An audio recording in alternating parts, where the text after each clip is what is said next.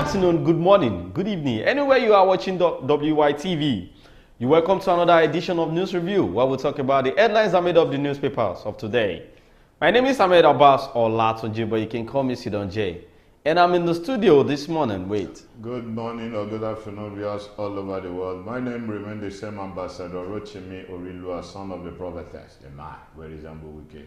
The sponsor for this show is still Nokpa Abbas. And big shout out to the CEO of Wisdom Yard Nigeria Limited, talking about Prince Adeleke Noah Oshin. God bless you for always being there for us. And another thing is, if you want to be one of our sponsors, you can as well call the number you're seeing on the screen, or you can send us DM and we'll get back to you as soon as possible. Today I'll be starting with Punch newspaper. Edo Governor race, T.S. Obaseki, Shaibu start called apart. General Overseer accused of 1.3 billion naira fraud denies EFCC arrest. Police comb forest as gunmen abduct 15 Abuja travelers. Then on Vanguard newspaper, clashes as Senegal parliament delays presidential poll. NDA unveils 60th anniversary emblem, crest. Edo 2024, PDP says protest won't be in vain. Distillers to protest NAFDAC's ban on alcohol in sachets. Police rescue widow of Kwara slain monarch, arrest 13 suspects. Then on Daily Post newspaper, fresh move by CBN to float Naira spurs concern in Nigeria's forex market. Boko Haram kills policeman, 2 civilians, burns palace in Yobe. Tinubu has made Nigeria, Africa laughing stock, Aisha Yusuf. AFCON 2023, Nigeria government cautions citizens in South Africa. These are the headlines that made up the newspapers of today. We're going on a short commercial break. When we're back, we continue with some of the headlines. Don't go nowhere. Stay tuned. When life breaks into the beautiful splendor of nature, and the kids can't just resist the temptation to explore to its zenith with the full assurance that the perfect backup is on the way for a perfect refilling. Nokpa, we always come to the rescue anytime, anywhere, any day, anyway, anyhow, round the clock. Your family just can't get a better companion aside Nokpa.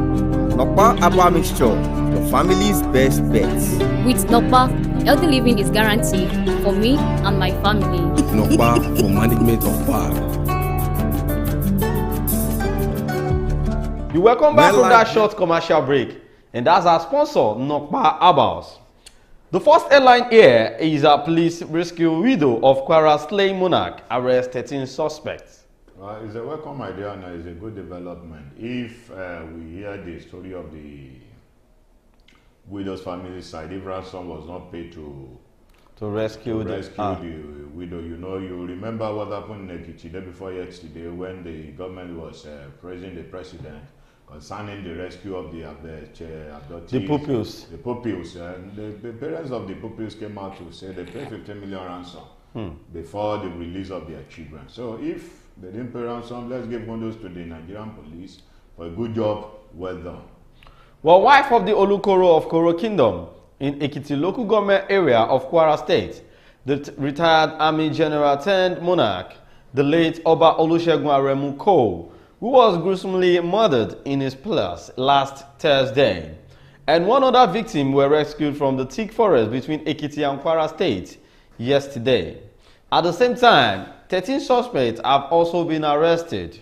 According to the press statement issued by the spokesperson to Kwara State Police Command, DSP Ejire Adeyemi Adetun, the rescue victims are ill and healthy and have been reunited with their families, while the suspects are with the police undergoing vigorous interrogations to arrest other members of the gang. The police spokesperson also said in the statement that the rescue operation was a success as a result of the combined efforts of the DSS, the military, police, and the local hunters. So it seems I don't think there's any ransom being paid here because all hands on deck these days. People are trying to call. Yes. That is the reason why we need a state police in this country. You know, let me tell you this. If they could involve the local hunters, I believe the local hunters that are indigene of that town. Now, they know they know every nook and corner of those bush. Because they normally goes there to hunt. So if they are involving them in this kind of operation, before they get to know the operation will be a successful. And the problem there is that they will soon start being corrupted by this. Before they corrupt, I believe they might have worked to some extent. And you know the issue of this local hunter, they don't even they don't normally default from their stand. You know, I once upon a time followed some hunters to the bush at least to capture how the way they. So that means you are once an hunter. I'm once an hunter, so I know you have killed lion. I know the reason I have not even go to the extent of killing the lion. I kill antelope and so all these small animals. So before you could be part of them, there are some rules and regulations that is guiding you. And if you are an hunter, if you went ahead to go and steal before 3 days, how many seals will catch you? These are some of those things that I want you to know, because there is an oath when you want to go into it. Well, the police spokesperson also said in the statement that the rescue operation was a success as a result of the combined effort of the DSS, the military, the police, and local hunters. Now, I want to talk about the DSS. Sometimes I wonder why the DSS are not turned to army, because the way they operate, I love it. They don't just arrest. They have solid information before they go into arrest, and most of the time you don't see them in news like that. It's once in a while we get to see them in news, and they do their job diligently. So instead of that state police, why can't they reinforce DSS? If they want to reinforce DSS, which means some of the indigenes from each town will be among those people that is going to be recruited into DSS. Because, for instance, now you brought somebody all the way from this Lagos state. Now, for instance, I was part and member of DSS. Now, I was now taken to Ondo State to go and make some arrest of some set of people. I will only work based on the information that I've been able to gather. I won't be able to go inside the forest. But DSS is Department of State Security. So they're actually working with the states normally. So that's why I said they should try and reinforce them. Most of them are not from that state. They are being transferred to those states that were. And they don't normally wear uniforms. They don't normally wear uniform. Well, it was further noted that the success was also possible with the use of a helicopter released on the order of the Inspector General of Police Kayode Egbetokun, which was used to comb the thick forest between Ekiti and Kwara State. He stated that the helicopter used by the military was able to locate the suspects and the victims in the thick forest, following which they were arrested on Monday. The press statement titled "Olukoro of Koro's wife regains freedom with one order as police arrest 13 suspects" read, Kwara State Police Command wishes to update the good people of Kwara State on the case of the assassination of the Olukoro of Koro Kingdom, late Oba Olusegun Aremu Ko, who was gruesomely murdered in his palace on February 1, 2024. In the course of investigation, the Inspector General of Police IGP Kayode Adeolu Egbetokun, PhD, MPM, approved the development of police helicopter for area surveillance. This is to help comb the forest boundary between Kwara and Ekiti State. A joint operation comprising the police, military, DSS, and vigilante hunters who tirelessly combed the forest yielded positive results. This operation led to the successful rescue of the wife of the late monarch and one other at about 22:03 hours of 05/02/2024. The rescued kidnapped victims have been reunited with their families ill and healthy. So I feel now the result is positive. That's one of the good things. I asked a question last week when we heard about the kidnapping of this woman. I said, where are the shoppers? Bought for the Nigerian police. I think you said who is going to find those shoppers? Yes, exactly. Now, if the IG is giving an order that makes people to swing into action. Yesterday, there was a kidnapping issue along this Lokoja. Those two buses, travelers that were going to Abuja. Now, immediately the news was broken to the police. If those shoppers were available, they would have made that shopper before and follow up. Instead of telling the police to swing into action immediately, the shoppers might have located where those set of people are, and there might be a communication between those people inside the shopper with those ones on the land. Well, I think that's a good innovation. But then you see all these kidnappers, they may think of new ways of bringing down the shopper. Before they think of new way, if kidnappers in Nigeria are 100%, 95% of them might have been apprehended before they think of another way of operating. Well, let's move on to the next headline here. Boko Haram kills policeman. 2 civilians burn palace in Yobe. Boko Haram insurgents have carried out a series of attacks in Damaturu local government area of Yobe state, resulting in the tragic loss of lives and destruction of property. The attacks occurred at midnight on Saturday, with gunshots echoing through the village located 17 kilometers away from Damaturu, the state capital. During the onslaught, a mobile policeman and 2 civilians were killed, while the district head's palace in Kukareta, situated on the Damaturu-Maiduguri road, was set ablaze by the assailants. Eyewitnesses report that the attackers, believed to be Boko Haram insurgents, descended upon homes, looting food items and burning houses. We lost 3 people, including a police mobile officer who died of a gunshot wound during the attack, recounted a witness. So Boko Haram is back. We're still talking about the insurgents of the kidnapping and bandits. Now we have the case of Boko Haram again. Boko Haram now. You see, I believe there is power in the hand of all those other state governors, at least to buckle up the security in some states. And most especially those states that we share boundary together with some neighboring countries. They need to buckle up. The way they buckle up, they buckle up all our borders with customs for not allowing any foreign goods to come inside the country. That is the way they should also buckle up security in those areas. That should be another idea of securing the lives and property of the people. Well, Major General Dairu Abdusalam, retired, the state security advisor, in a press statement confirmed that suspected Boko Haram terrorists carried out the assault with vehicles belonging to security personnel. So the incident also targeted an election collation center at Kukareta, resulting in the loss of 1 police officer and 2 civilians. Now they killed the police officer and they killed 2 civilians. So it seems these people, they are working with the target. Now they have to go to the palace and burn the and it's not only the palace, they burn some houses too. And they carted away foodstuffs.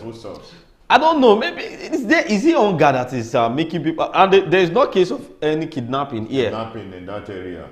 So what could we call this? All they need was the food that was inside the village. They needed food to maintain them, to sustain themselves. Well, Abdusalam urged the people of the area to continue supporting the security agencies in their efforts to maintain peace and security in the area. How do we support the security agency? Because, you know, there was a program with, I think it was this weekend inside by Laide Haram that we did, when the issue of this Ibadan explosive device came up. And I said, you that wanted to go and report to a police officer now, do you know the kind of policeman that you are going to meet at the station? Maybe it's one of those people that have been an informant to those people you want to report. That you want to report them to. At the end of the day, when you now lodge a complaint now, if care is not taken, your life will be at stake. They will come after you. What I believe they should do is that since we have some CDAs in some communities where we have the chairman, their executive, you can easily go to the chairman of that CDA. You call the chairman will now call the executive meeting.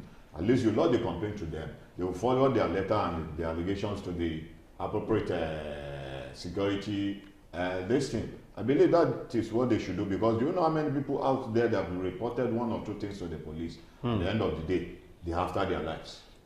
Well, I think everybody should that's why you should mind your business sometimes in Nigeria, because you may end up being in where you don't want to be when you are trying to be when you are trying to be a good patriotic citizen. Well, EFCC to arraign pastor nabbed for alleged 1.3 billion naira fraud.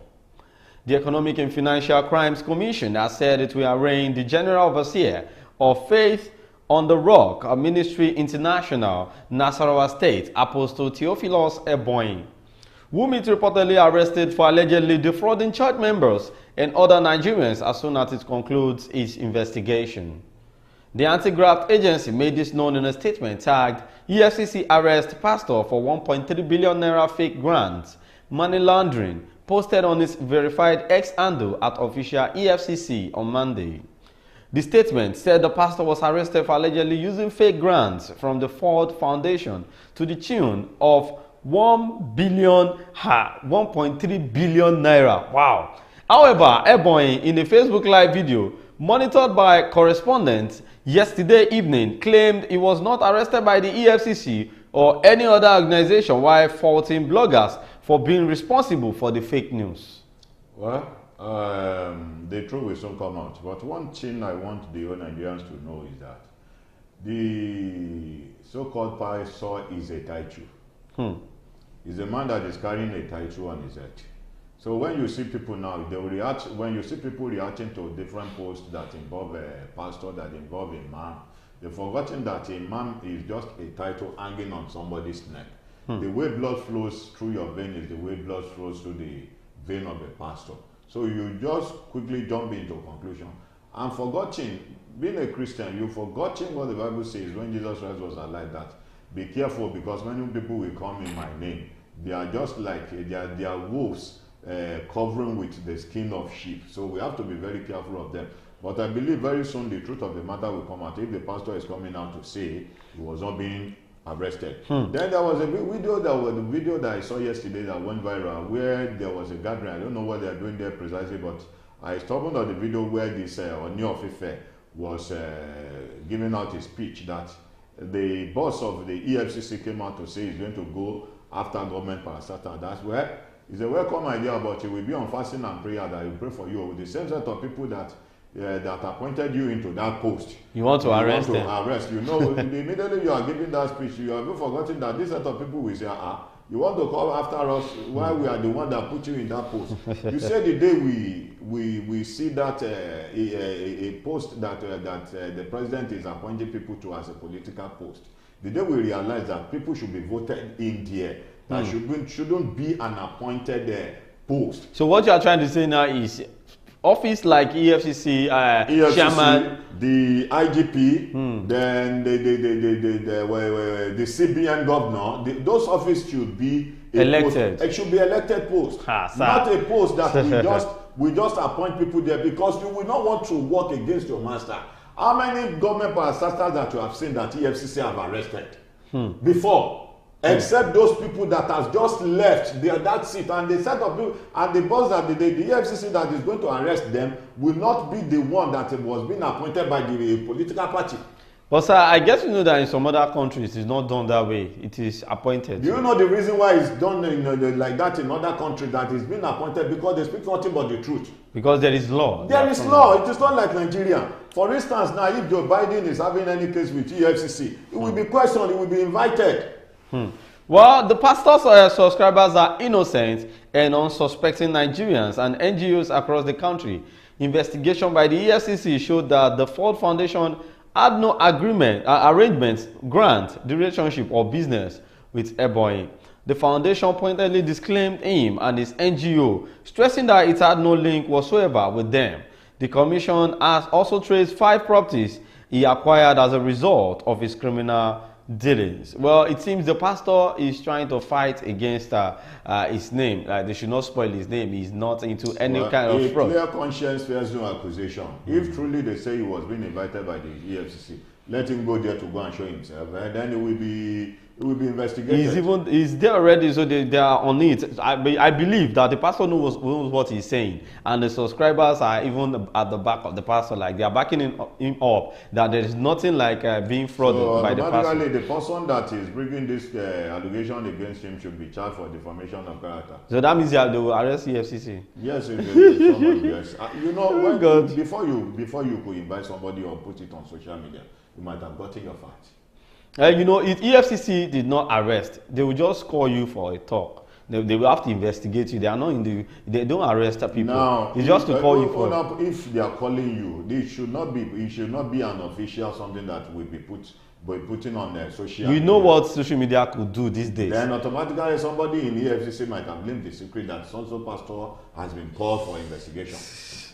Well, this is where we're going to be ending it on the show today. Don't forget to follow us on all our social media platforms on X, YouTube, Instagram, TikTok, Facebook at Wisdom Yard Online TV. My name is Ahmed Abbas Olatunji, but you can call me Sidon J. We'll see you again next time on this show. Thank you so much, Ambassador. Thanks for be having good and enjoy the rest of your day. Bye for now.